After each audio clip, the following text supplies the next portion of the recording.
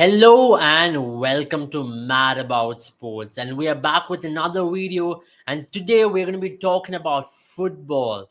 Today it's about Arsenal Football Club and their success story this season. What a turnaround it has been for Arsenal Football Club. At the start of the season, not a lot of people predicted that they'll be on top of the Premier League table and they might be eventual champions as well. But under Mikel Arteta, they've been able to turn around. They've got the right personnel to do the job. And as he always said, trust the process. They've trusted the process and now they're reaping the rewards. You can say Arsenal is one of the youngest squads in the Premier League table.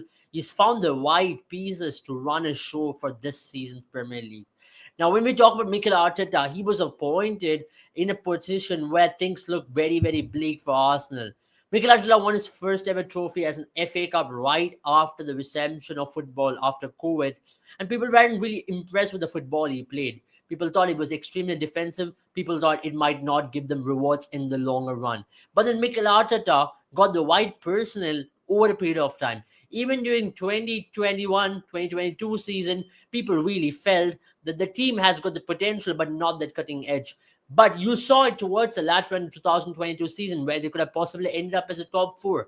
That is where things are turning up for them. People like Bukayo Saka, people like Martinelli stepping up, Emil Smith Rowe stepping up, Martin Odegaard, one of the focal pieces in their entire system, stepping up.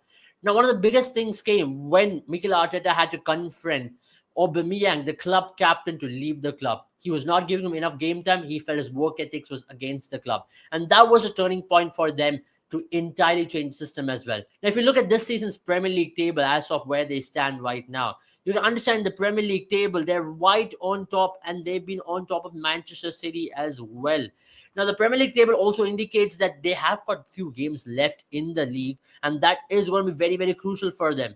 The Premier League table, as you see right now, 72 points at the end of 29 games, got close to 9 games left, and can they really do well in the last 9 games? Because remember, they'll be coming up against Manchester City in one of the games, and of course, they'll be playing Liverpool as well. Now, Manchester City have won the Premier League back to back now. They are sitting very comfortable, and Manchester City for Manchester City against what goes is they're also going to be focusing on the FA Cup and also in the Champions League. Whereas Arsenal's complete focus will be on the Premier League. They will be having their players rested and ready to go completely focus on that one trophy. Now, that is Arsenal's biggest advantage. Come the game against Manchester City, they'll definitely believe that Arsenal will be the team who will be much more eager to go out there.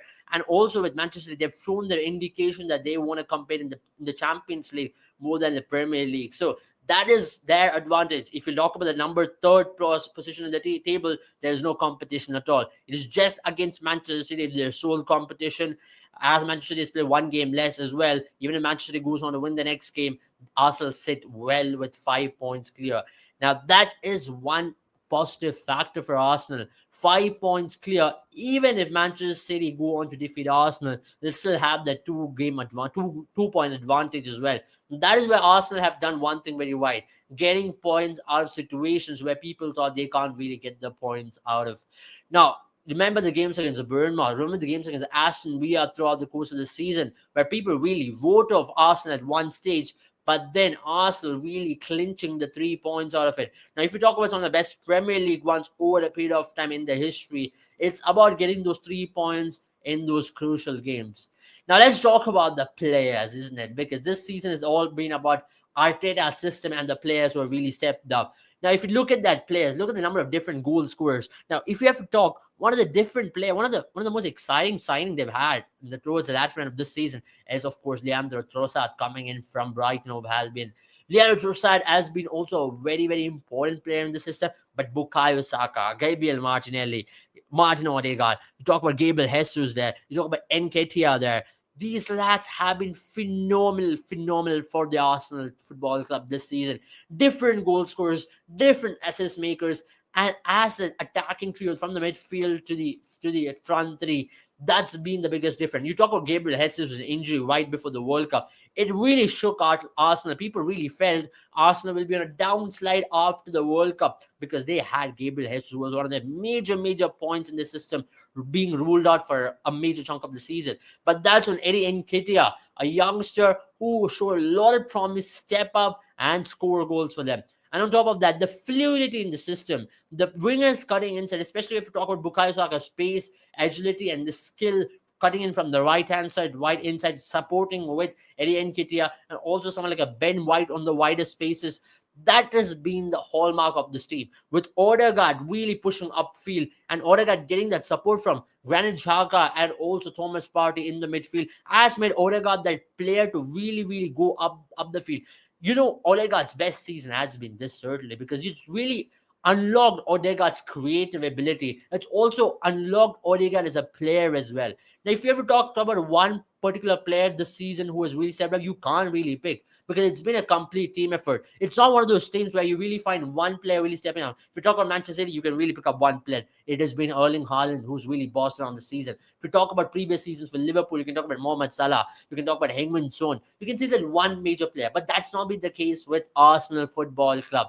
It's been combination of these players really stepping up and finding the white spaces, finding the white areas. Now, if you talk about shots per game, it's a very interesting stat, because it's a European stat which we're going to press in right now. You can understand Arsenal are on fifth on that ranking. Now, if you talk about other teams, Bayern Munich, who has had a phenomenal season on top of Bundesliga, Real Madrid, who's had a phenomenal season in the Champions League so far, Napoli, who's really bossed the Serie A. You can talk then the quarterfinal of the Champions League. Manchester City, who's second in the Premier League, also in the quarterfinal of the Champions League. In that list, you can say four teams are on the quarterfinal of the Champions League, and Arsenal are the fifth team on that. Arsenal, the way the football they played, the kind of chances they have taken this season has been phenomenal. The kind of areas they've gotten their shots out of, especially if you talk about the long range efforts as well. Martin Odegaard, if you talk about someone like a Thomas Partey, Granit Xhaka, for example, advancing up the field, taking that extra bit of chance as well, has been one of the major factors in their entire game. And of course, Gabriel Jesus' involvement. We are going to be talking next about the positional play and what makes their system very different. Because this is one of the formation which Mikel Arteta started off with. If you talk about the 4-1-4-1 formation, you don't really see that on paper. But then if you look at the shape of the Arsenal Football Club, especially on transitions, or especially when they start the game, they like to go to the 4-3-3 traditional system or a 4-1-4-1 system. Now, let's talk about Arteta's system, isn't it?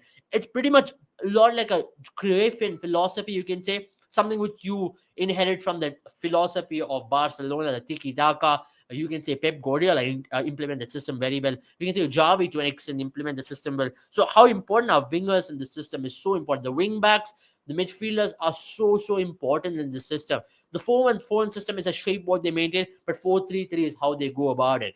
And especially we're going to be talking about how they line up. Let's look at the build-up play, because it's a very interesting way how they go about in the build-up play as well. The image what you see over here, you can see on the right hand side how Ben White is there, on the left hand side it's Kieran Tierney, or else you will see Zinchenko. And that particular focal point, the builder play is all about 2-3-5. Now 2-3-5, what do they mean by 2-3-5? 2-3-5 is where your wing backs cut inside the midfield, especially like so Ben White and also Zinchenko for City as well. You've always seen Zinchenko likes to move upfield. Zinchenko likes a creative responsibility upon him, where he really likes to cut inside the midfield, go more like a number 8 at times, or number 10 at times as well. So that's what Zinchenko has been doing beautifully for in the system as well. On that build up, cut inside the midfield, allowing the wingers to really go inside as well. Now, what that means is Martin Odegaard moves through the center region. If Bukayo Saka has to stay wide, he stays wide. But more often than not, you will see Bukayo Saka cut inside as well. So it is a 2-3-5 man attack. Now you will see someone like a Martinelli get involved, and the striker. More often than not, it's either Gabriel Jesus dropping slightly deep, making that chances open for someone like a Bukayo Saka from the right and Gabriel Martinelli from the left, and also Odegaard really moving upfield in an advanced role. Now, even you have seen Granit Xhaka, you can see the system. It's very simple on the paper how they move about. That the two main midfielders in that system, which is Granit Xhaka and also Odegaard, really makes those in behind runs if need be, or else what happens is they allow someone like a Gabriel Jesus to make those runs and also take the players, especially when they create an overload on the central region that releases the players on the right hand region as well. Now, at times, you have not seen a lot of their wing backs getting involved up the field. You've not seen someone like Zinchenko move up the field. It's not a system which you've seen with Real Madrid, for example, or maybe with teams like Bayern Munich, where Alfonso Davies is that focal point where they play direct football, where the wing back really cuts inside the box. There are occasions where Zinchenko does that, but more often than not, it is their wingers who do that job. Wingers are the ones who cut inside, which allows that extra bit of space and that overload to focus on the midfield, because a lot of focus with Martin Odegaard drives players towards him, and that creates a lot of open spaces for someone like a Gabriel Jesus. And Gabriel Jesus or an Eddie Nketiah makes that move for Bukayo Saka or Martinelli as well. Now, here you talk also about someone like Granit Xhaka, who plays a very important role. Granit Xhaka also has got that ability to drive players and make someone like a Martin Odegaard to move upfield. Now, that's been the entire philosophy in which how Mikel Arteta has operated. Now, if you talk about defensive system as well, the two main defenders. Now, it's all about the ball playing ability in this entire system, as you all know. The ball playing ability of every player has been phenomenal. You talk about William Saliba, you talk about Gabriel, you talk about someone like Zinchenko, Ben White, or Tomiyasu, for example, whenever he steps in there. The ball playing ability of every player has been so crucial, because one of the biggest criticism of Arsenal Football Club in the last 3 to 4 years has always been Granit Xhaka's ball playing ability. Can he really do that job? Thomas Partey has not been the best of ball players. You can understand that. But his role, how he has been utilized in the system, has been brilliant. Now, if you talk about a similar system like Pep Guardiola, if we talk about that center defensive midfield role, Rodri has got a very different profile in comparison with Thomas Partey. That's where Manchester City has got more fluidity through the central region. But through the central region, that's where Thomas Partey has been given the job to really do that defensive work rate really well. He's been able to intercept passes. He's been able to play that destroyer's role through the middle of the park. Now, that's what has made this football club to really operate upfield as well. The winning of, especially in transitions, getting the attacking transition, winning the ball in the midfield by Thomas Partey, and Thomas Partey creating the transition through Odegaard, Granit Xhaka, helping that quick football as well. Now, that has been the hallmark of the Arsenal Football Club in the entire season. You have to also give credit to Aaron Ramsdale. Ramsdale is that starting point of their attack. They play their ball from the back, and you need a good ball playing goalkeeper in the system. And that's what really helps someone like Aaron Ramsdale to step up in the system even more prominently. Now, for Arsenal Football Club, what are the chances of winning the title? Now, that's the biggest question, isn't it? Because their system is great. The football they're playing looks very wonderful on paper, and even to the eyes as well. They look like a team who can really go out there and do a job more often than not. But the biggest question for them is, can they win the title? Of course, there are high chance of winning the title, because, as I already mentioned, the focus is going to be on the Premier League for the Arsenal Football Club. And to add to that, the motivation factor for all these players now will be on this team. You can say on a different paradigm, or in way back in Barcelona as well. Both their teams coming after the transition of a new manager, youngsters. They're all out of the other competition. The focus is completely on one trophy at this point. And for Arsenal's good thing, the players are fit. Something which they really faced last season towards the latter end was most of their players and squad depth being tested to the ultimate possibility, because they not have enough players coming off the bench as well.